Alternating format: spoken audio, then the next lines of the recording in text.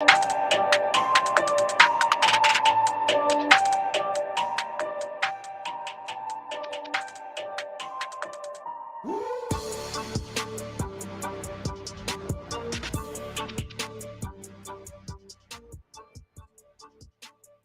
right, everybody. Happy Monday. Welcome back. This is the Horn Takes podcast. This is your very rough around the edges Texas sports talk destination. I'm your host, Sean Redfern. Getting a little bit closer. We got 2 weeks, folks. 14 days to the college football playoff semifinals. We're getting excited about that. We had a few bowl games over the weekend. I hardly want to call them bowl games, but they were bowl games. And so we did a Trace Otra game for the Independence Bowl. So we'll recap that. We'll go around the horn. It's that time of year where there's all kinds of Texas sports stuff happening.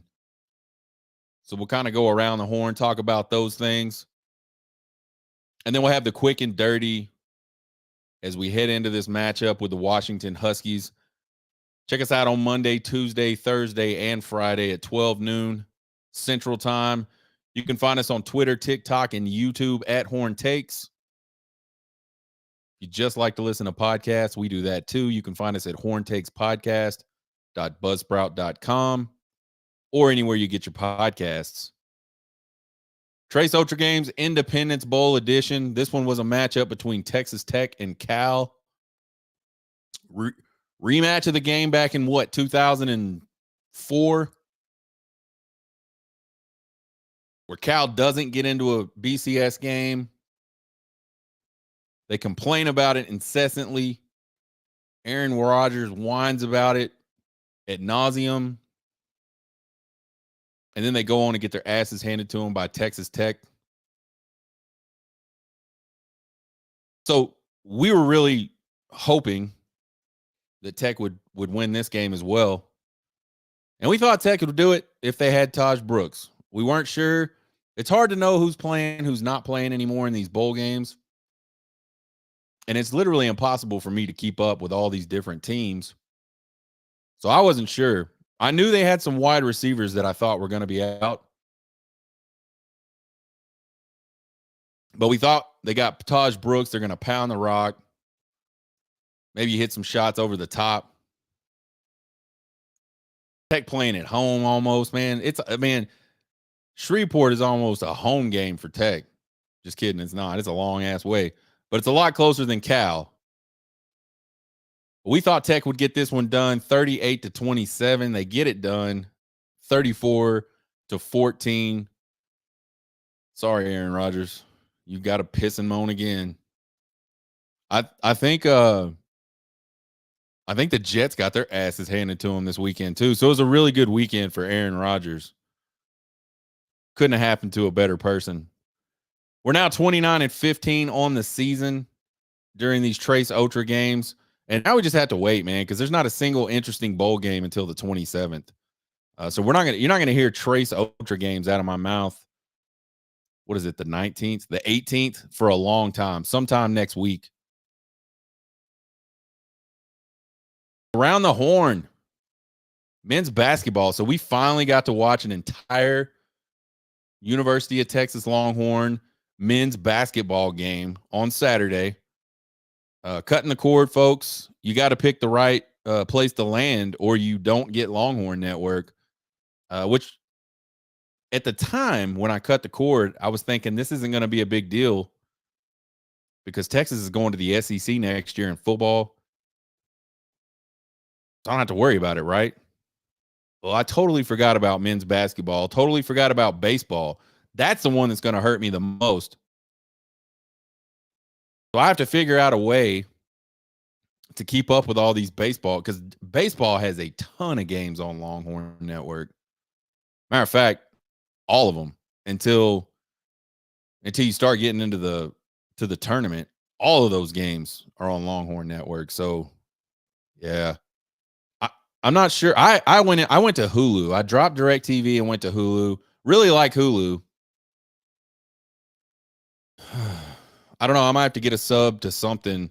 You know what's ridiculous is I pay for ESPN Plus and Longhorn Network is part of ESPN, but it's not covered under ESPN Plus. Complete and total utter bullshit. I don't even know. I'm trying hard to understand the business decision there. Like, you're limiting access to a channel that you're already paying for. The production cost is already there. How is that a better plan than just allowing the people that pay you a subscription to get it? It's got to have something to do with like their deals with these major cable and satellite carriers or something. I hate it. Anyway, Texas Longhorns men's basketball takes down LSU Saturday 96-85. They move on to 8-2 on the season. Texas dropped 56 points in the first half of this game, which was phenomenal. They were 20 of 30 from field goals, 6 of 9 from beyond the arc. So, man, they were just on fire, man. There was nothing they couldn't do. They were playing decent defense. I think the halftime score was 56-37.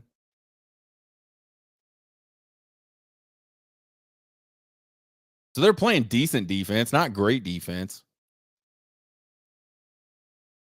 And they follow they follow up that first half with a 40 spot in the second half.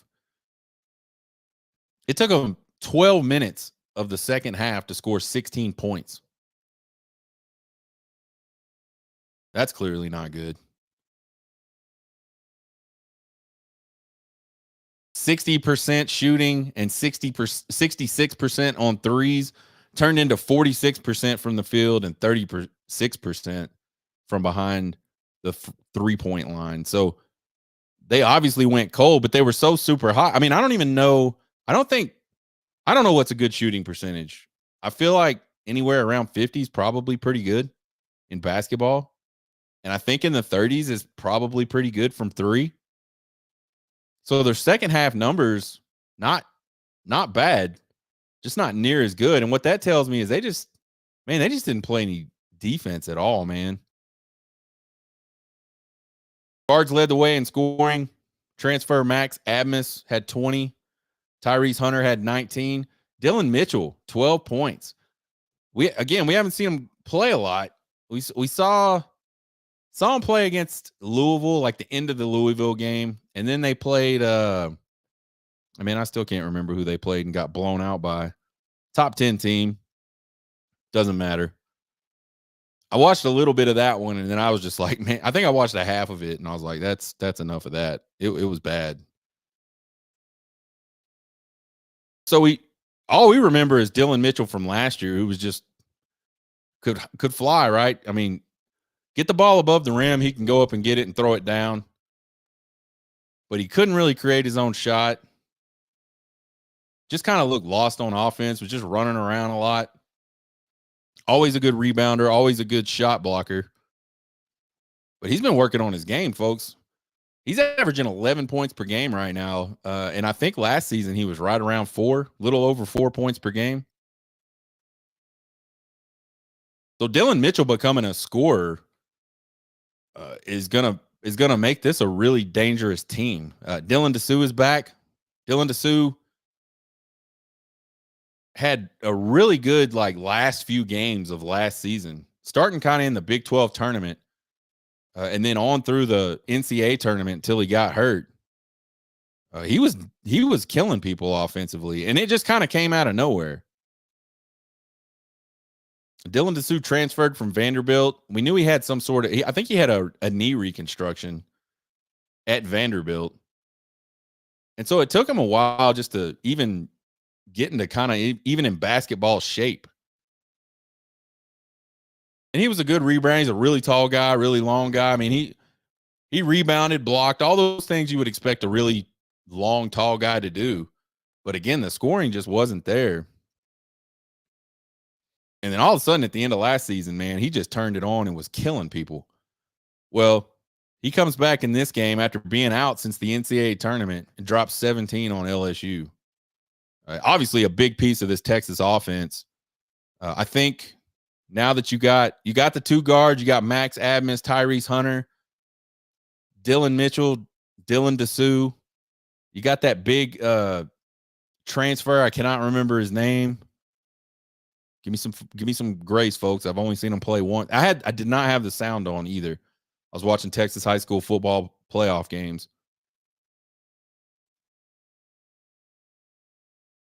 So what I'm getting at, this team looks pretty talented. It'll be interesting to see now that Dylan Dessou is back, how they can do. It would have been interesting to see him in those two losses that they've had already this season to pretty good teams.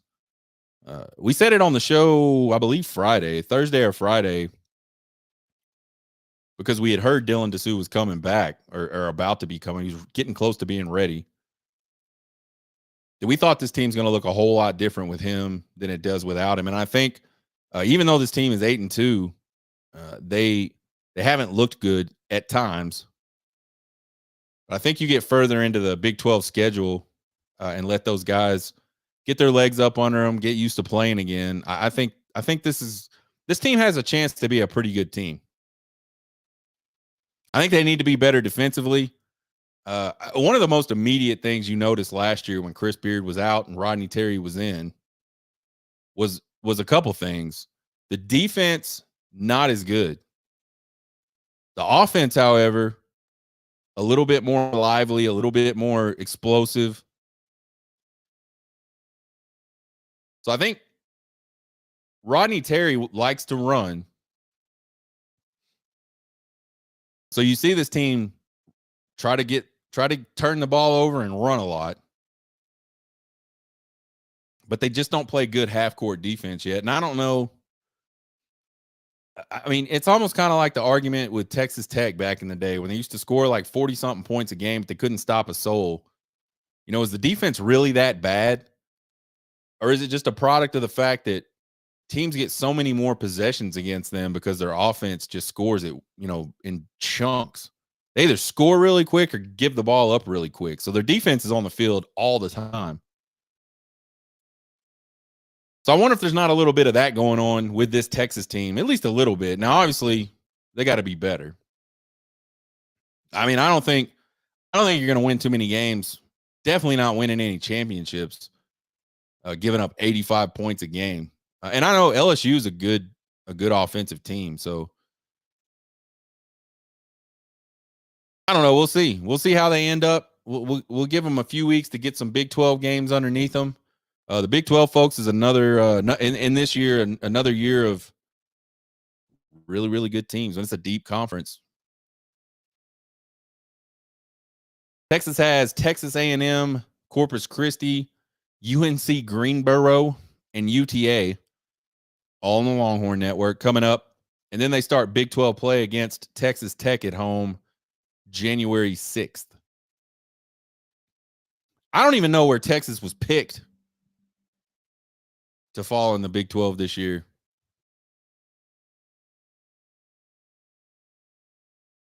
Football recruiting, we talked about it last week on the show that this last weekend was going to be a really, really big recruiting weekend for Texas. They had 3 high school guys, and they may have had more. I know they had some commits from the 2024 class on campus,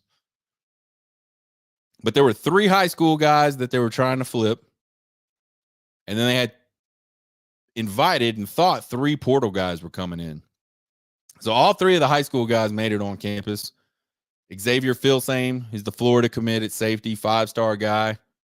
I want to know more about his story. Texas didn't get in on him until really maybe like towards the end of the summer. Midsummer, towards the end of summer. I wonder if he's like one of the guys that just really developed between his junior and senior year. He's been a Florida commit for a long time, and Texas has been working on him. Got him on campus. Lots of crystal balls in favor of Texas for Xavier Filsame. So we'll see how that one goes. Supposedly making the decision. Actually, I read where he may announce today or tomorrow, or it could be Wednesday. And I know that's not very scientific, but that's what I've read. There's no telling. Like it's kind of going to be a hey, we're doing it, and they do it for sure. He's supposed to sign during the early signing period. Anthony Smith, linebacker, A&M commit.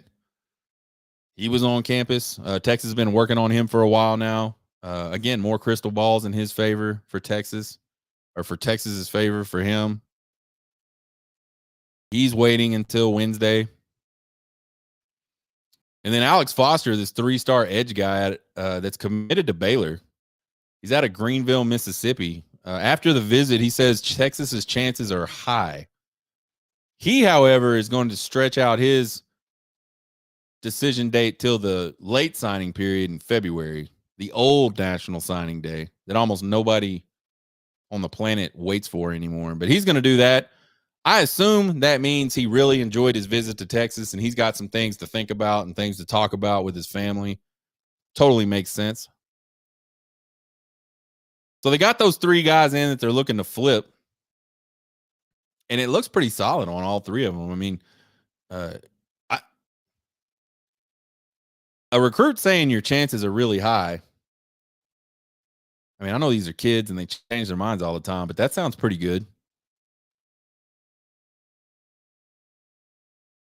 So yeah, 2 days away from National Signing Day, and it's looking really good for Texas to add to that already top 10 class. I believe they're ranked number 6 right now.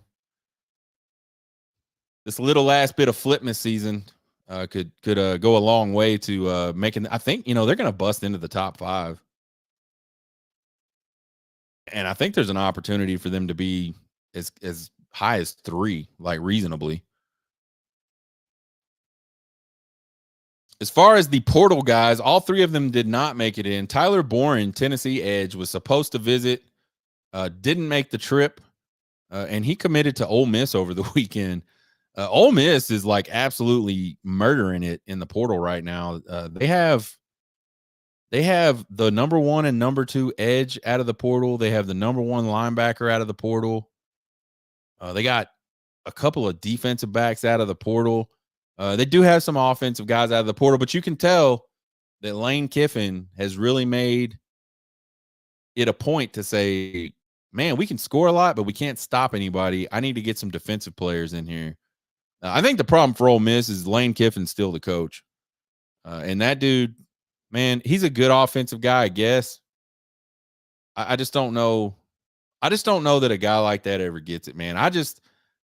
And I'll admit, like, I've got some bias towards Lane Kiffin. He's like one of those douchebag guys that you just hate. Like, just the way he handles himself and handles business. He's starving for attention constantly.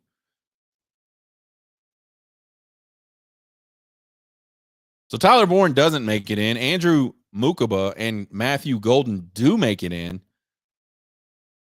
And by all accounts, Mukaba is still expected to commit to Texas. I think he is announcing the transfer portal guys do not have to sign on a certain day. I'm sure there's rules around it. I'm not exactly sure what they are. But there's not like a signing day for transfer portal people.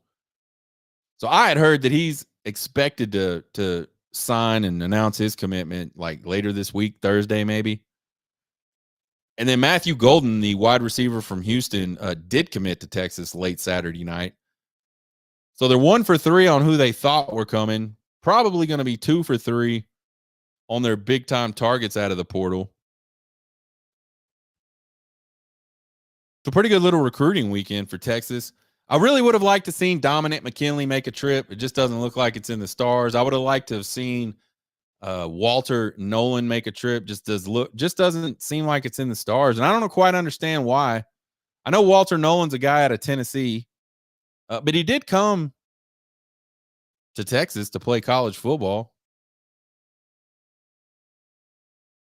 Dominic McKinley, I don't know. I don't know why he would stick with Texas A&M, but it looks like that's what he's going to do. Really strange. I mean, I guess if you're a defensive lineman, you would go, okay, well, Texas A&M's had some really good defensive linemen in the last couple of years, which is true. But their defensive line coach is gone. He's at Syracuse now. I really don't know. I really don't understand what the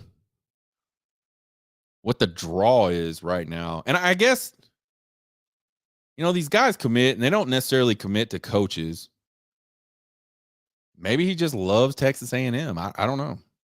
It's really odd. Seems like it's a situation where you might be looking at a transfer really, really soon. I don't know. Like the Tower, folks, the Lady Longhorns dominate the Final Four to bring home the tail end of back-to-back volleyball national championship games. And when I say they dominated, and again, I've admitted this fully. I don't know a ton about volleyball. I know, like when you get a point, the serve goes over to you. If you continue to get points out of the serve, you continue to serve. Maybe there's a cutoff for that. I'm not 100% sure. I know you got to hit it inside the box. I know players have to rotate around the court. I think there's a girl on each. I know there's a girl on each team that's generally wearing an off-colored jersey. I think that girl can move around the court wherever she wants, kind of like there's zones on the court. There's the front zone and then there's the back zones. I don't know what the rules are regarding that, but I think if you play on the back, you got to stay on the back. Like you cannot hit the ball across the line to get into the net zone or whatever the hell they call it, and vice versa. I know you got to play to 25 to win. I know you had to win by 2. But I don't know what constitutes an ass whipping in volleyball like I do what constitutes an ass whipping in football. But I feel like this Final Four, these matches in the Final Four were probably pretty good indicators of ass whippings. Texas beats Wisconsin on Thursday, 3-1, and Wisconsin's a number 1 seed. Remember, folks, Texas had to beat number 1 seed Stanford just to make it to the Final Four. And then they face off with Wisconsin in the first round in the semis. And they blast their ass 3-1. So then they go into the final with the overall number 1 seed, Nebraska Cornhuskers. Only lost 1 match all season to that Wisconsin team.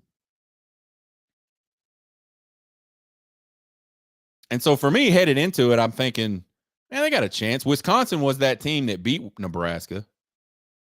So I'm thinking, hey, they got a chance. The final 2 sets of the Wisconsin match were 25-13 Texas, 25-16 Texas. By the way, Texas sweeps Nebraska 3-0.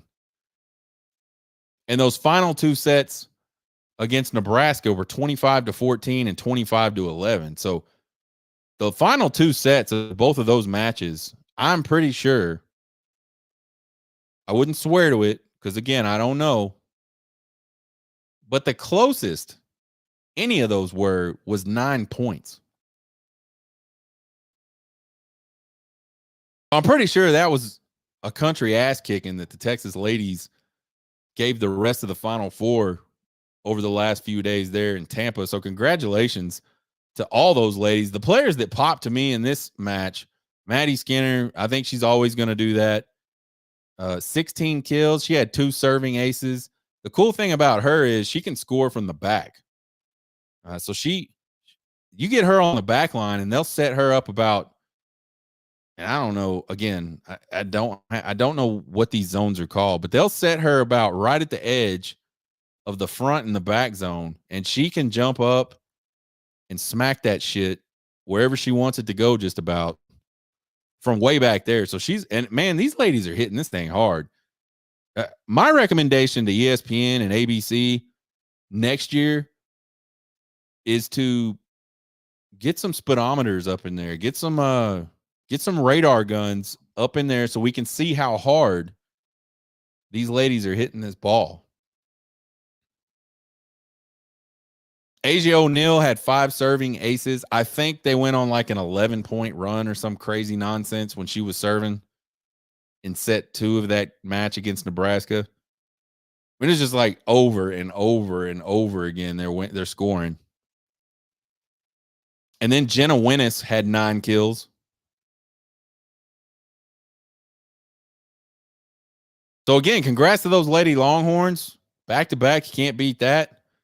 Saw some dumbass reporter ask the Nebraska coach about Texas, and he kind of made it sound like Nebraska was second class citizens. I can't remember the exact phrasing of the question, but it was sort of along the lines of, how did Texas get to the point where they're at right now with back to back champions, and how far are you guys away from being that? So it's kind of like, I mean, I get the question, I guess. The unfortunate thing about sports is the losing coach is always going to get asked these questions that are kind of borderline, like, what's the word? Antagonizing. And so you're already upset. You're already upset you didn't win. And really, you didn't even show up almost. Just, again, really, really bad loss. And so you already don't feel good about yourself. And then somebody's kind of poking you a little bit, saying, basically saying Texas is just a better program than yours. How are you going to fix it? And so he goes off and, starts talking about how Texas built their team in the transfer portal, and they got all these seniors and, all this crap, which is, is true. But I don't understand why. I do not understand why fans or coaches or anybody sees the transfer portal as a negative thing anymore. Like, I don't understand why you would say, oh, you just built that team in the transfer portal. Well, the transfer portal exists. It's not cheating. It's not cheating to get players out of the transfer portal. So I don't understand why that's seen as a negative thing. But this coach clearly did not like that Texas was able to build what they've built through the transfer portal. And then he went on to say, I like the way we're doing it. We're building this thing from the ground up, which I think is true. And I think there's merit to that too. I think what coaches have got to understand in all sports now, because of the transfer portal, is you have to have both. You have to have a good base of high school players that come in and are willing to stay long enough to get developed. And then every year when the transfer portal does open up, you have that opportunity to just pick and choose a few guys that you think can come in and help you. A few guys or gals that you think can help you for the next season. You got to be willing to go out and do that. I think what you can't do is win with just high school talent or just with transfer portal talent. Again, I think there's got to be a mix. We saw Deion Sanders, for example, go out, gut the shit out of the Colorado Buffaloes roster, like pretty much the second he arrived in Colorado. And then he brought all these kids in through the transfer portal. Well, guess what he's doing again this season? He's having to gut that roster and bring in a whole bunch of guys through the transfer portal. There's like 10 commits from high school players in their entire class. And I mean, I think what you're going to see is they're not going to be good again. Because you just don't have enough time between, January when classes start and those guys start lifting and they start doing, unorganized workouts where they're not being coached. There's just not enough time between that time in January and when you step foot on the field in August to build a team of 85 plus people.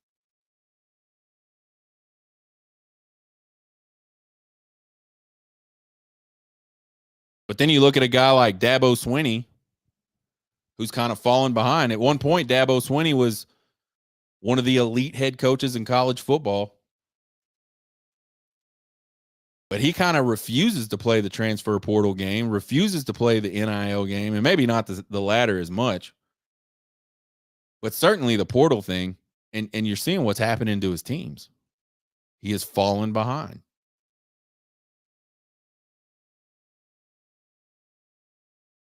So I think you got to have both. I think it was a crummy question by the reporter. I think it was a ridiculous answer on the surface by the coach. But unlike a lot of Texas fans, I've seen a whole lot of traffic on Twitter today, really upset about the comments. I don't really care because I don't see the portal as a negative thing anymore. I don't see NIL as it is no longer a diss to say, oh, you bought your team, because everybody has an opportunity to buy their team. It's not a diss to say, oh, you just bought some players, you just brought some players in out of the transfer portal. Well, everybody has the opportunity to do that.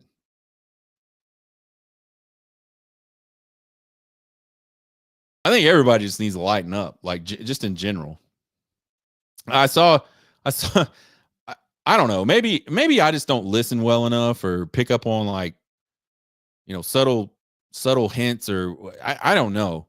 I saw a lot of people on Twitter just really upset that the announcer seemed to be favoring Nebraska in the game yesterday, in that match yesterday. And I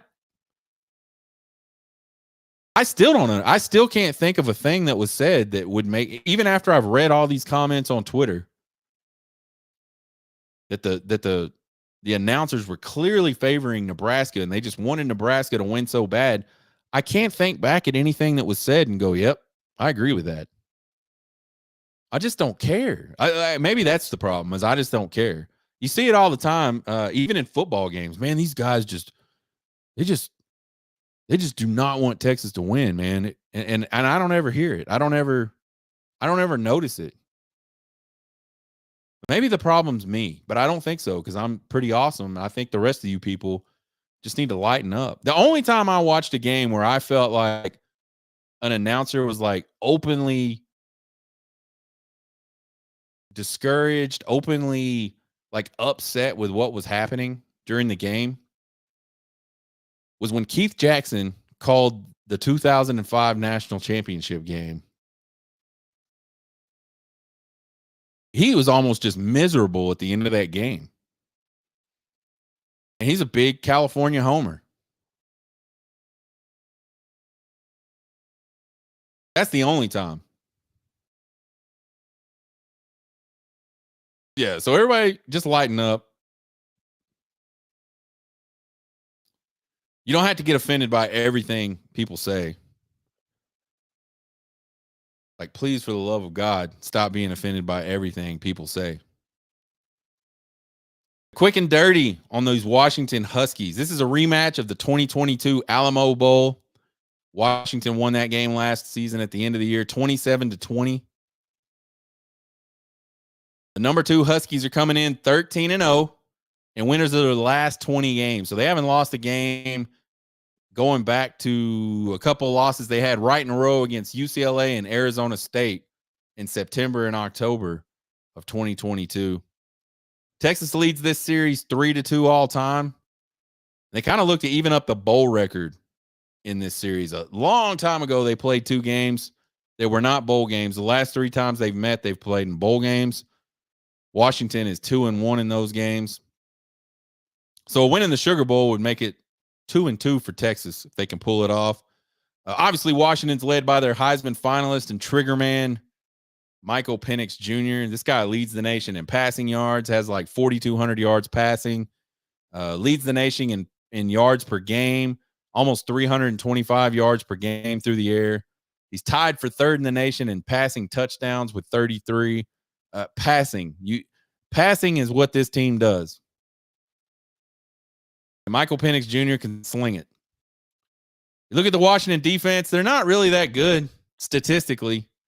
The only major defensive category where they crack the top 40 is in rushing yards per game. And they have the highest yards per carry of anyone ranked ahead of them. They give up 4.26 yards per carry. A trip to the college football playoff national championship is on the line for both of these teams. when they kick at 7:45 p.m. Central Time on January 1st.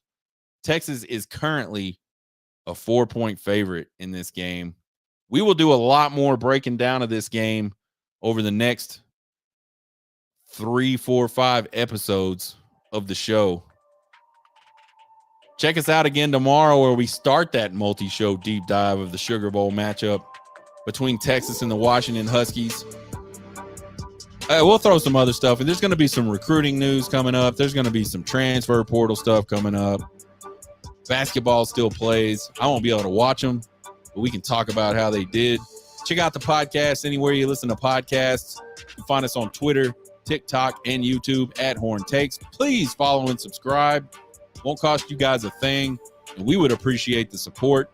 You can email me at horntakespodcast@gmail.com with all your questions, comments, concerns, and criticisms. You guys have a good rest of your crappy-ass Monday because I hate Mondays. Get hooked.